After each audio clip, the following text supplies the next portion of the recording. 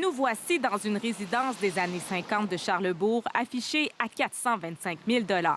Il n'y a pas si longtemps, les premiers acheteurs auraient fait la file pour visiter ce type de maison. Mais la propriété est en vente depuis la mi-mars. On sent qu'il y a un petit ralentissement. Ce courtier immobilier observe que l'augmentation du coût de la vie commence à rattraper les futurs acheteurs. Au lieu d'obtenir 10 à 12 visites en une fin de semaine, il y en a eu moins de 10 en 3 semaines. Les acheteurs sont encore bien présents, on reçoit des demandes, mais les gens sont peut-être moins pressés de venir cogner à la porte ou ils analysent peut-être un petit peu plus. Mais les vendeurs ont finalement obtenu 2 offres en surenchère.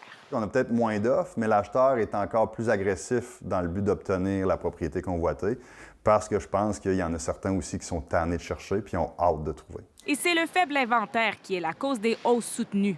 En un an, le nombre de propriétés mises en marché dans la région de Québec a diminué de 19 %. Il y a un fort déséquilibre entre l'offre et la demande. Alors, ça crée forcément des conditions très à la faveur des vendeurs.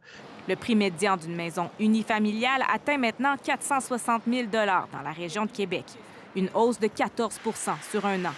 Le prix des copropriétés est lui aussi en augmentation de 13 % à 320 000 $.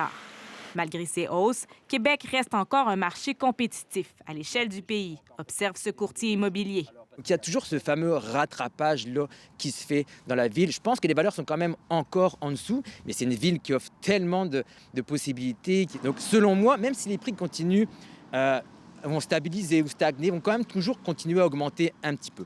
Pour Carl Poirier, cette stabilisation est la bienvenue. C'est essoufflant de travailler dans un marché qui va aussi vite. C'est plate de ne pas pouvoir accompagner son acheteur sur une période de réflexion. Elle pourrait permettre aux futurs acheteurs, dans certains cas, d'imposer des conditions d'achat, comme la vente de leur propriété.